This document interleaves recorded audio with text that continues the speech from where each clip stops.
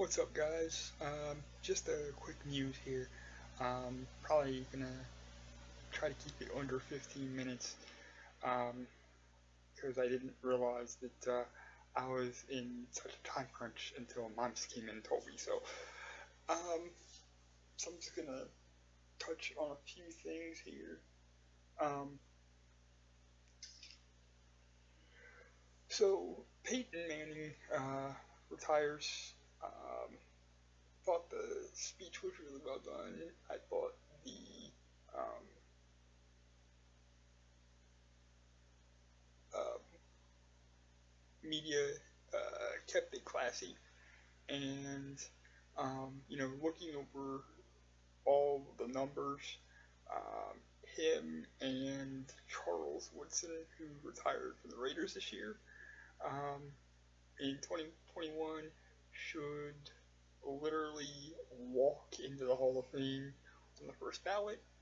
As far as Calvin Johnson and Marshawn Lynch, I think they eventually will get in, but they are not first ballot to me.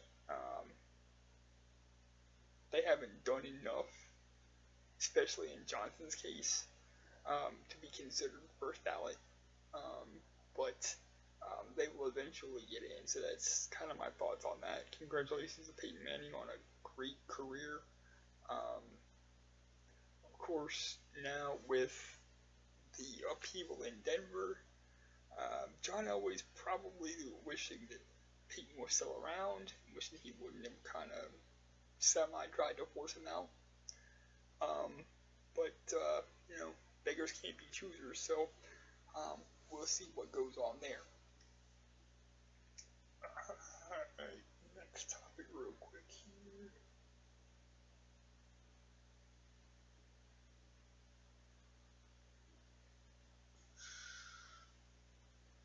Alright, covered Peyton Manning. Um, I find it funny that um, Ronda Rousey had to run and hide.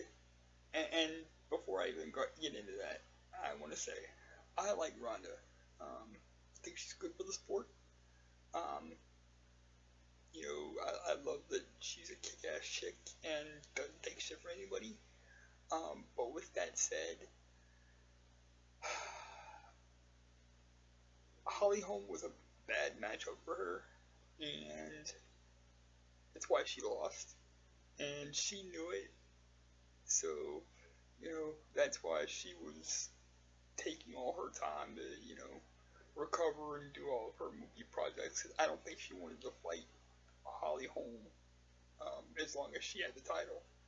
But when Holly Holm got beat by Misha Tate, who, for the record, I also like, um, Ronda's the first one to step up because it's time to get back to work. Now, if Tate would have gotten beat, Ronda would have never said nothing. Because Ronda thinks it's going to be a cakewalk. And given history, I would say that's probably true. But there's part of me that hopes that Misha, while I know she's probably not going to hold on to the title, I just hope she shows up and has a good showing. I like both. I think they're both good for the sport. But I'm not really excited about seeing Rousey Tate 3. Especially because I think Dana White has really fucked over Misha Tate in ways that shouldn't be allowable by law. But it is what it is. Misha's a champ, which is cool by me, and I like both. I expect Misha to lose to Ronda, but I like both women, so that is my thoughts on that.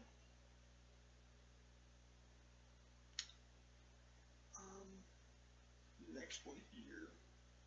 Next, I'm just gonna share a quick memory of a song. It's called "Stroking" by Clarence Carter, and my memory is that um, every time like that would come on, and like Jan and Jim and I were around each other, which was almost always. But anytime that would come on, Jenny would lose her shit because she would just start dying laughing just because. Um, I remember the first time I ever heard that song. Um, I think it was fifth grade, maybe first fifth grade. Um, the um, art teacher that we had used to play the radio during class. It was kind of a laid back deal, and we heard this one day, and we weren't stupid. We know what that kind of meant. So every time, and we were happened to be working with paint that day. So from that point on, anytime we worked with paint or we made references to that song, we talked about paint, and people didn't know what we were talking about. But anytime we worked with paint, and because the subsequent teachers weren't always like that, they didn't always let us listen to music during class or whatever. But so every time we would have paintbrushes in our hands, I'd look at her, as we were painting, I'd look at her, she'd look at me. We just start stroking back and forth with a paintbrush, and it never failed. One of us or both of us at the same time would just crack up and start laughing uncontrollably, and it got to a point where at one point one of our teachers, I think it was 8th or ninth grade, asked us what the hell we were all laughing about in her class. And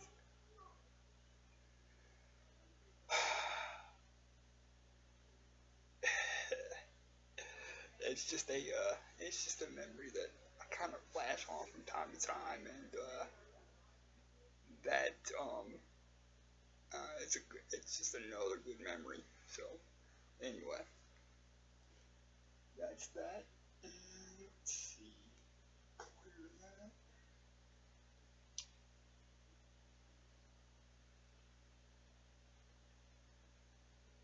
Okay, of all the skills that I've attained in life, of all the life skills I've ever learned, I think the most prevalent is my adaptability, because you have to learn to adapt to things quickly, or if you can't adapt to the way things are, you have to make things adaptable to you. And a lot of that comes from, my disability and my inability to do certain things certain ways. So I've kind of had to learn to be adaptable to almost everything in life, and it's become something I can do without even thinking now. So if I see something, plan A don't work, we just now I tend to start my thinking on plan B, C, D, whatever, and it kind of goes from there. Now,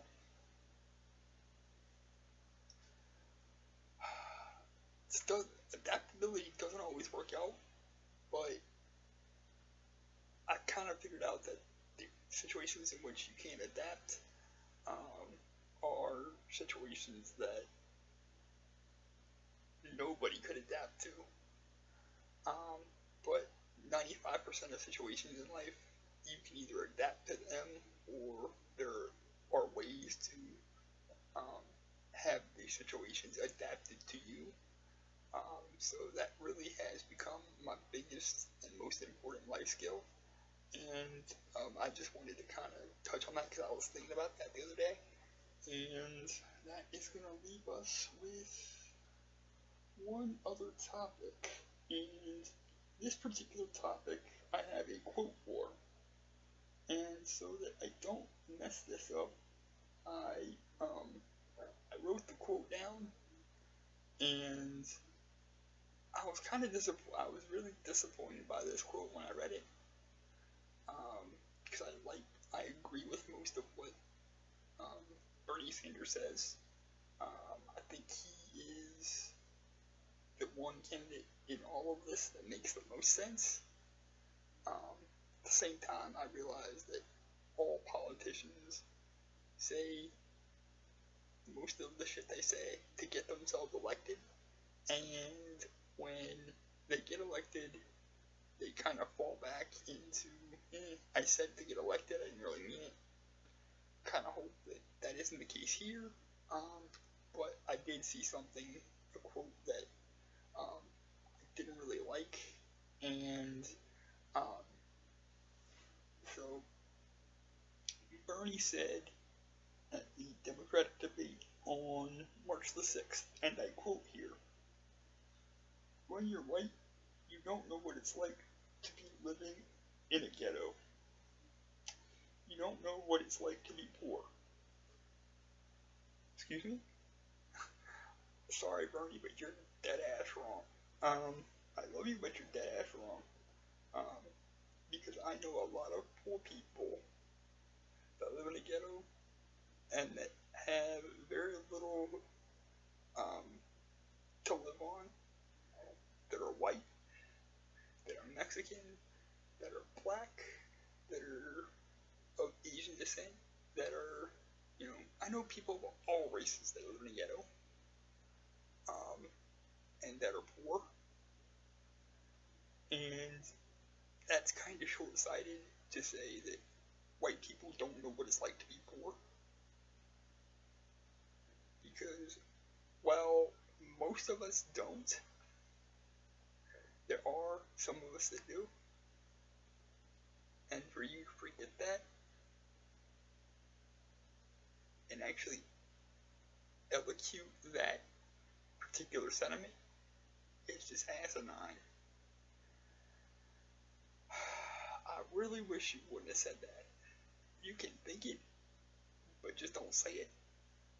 It's one of those things that, like I just told you, think it, don't say it. But I understand where you're coming from, because I kind of have that same problem. I think I think a lot of things, and that I shouldn't say, but I actually say them. The thing is, I learn from those mistakes, and hopefully, Mr. Sanders, you will too,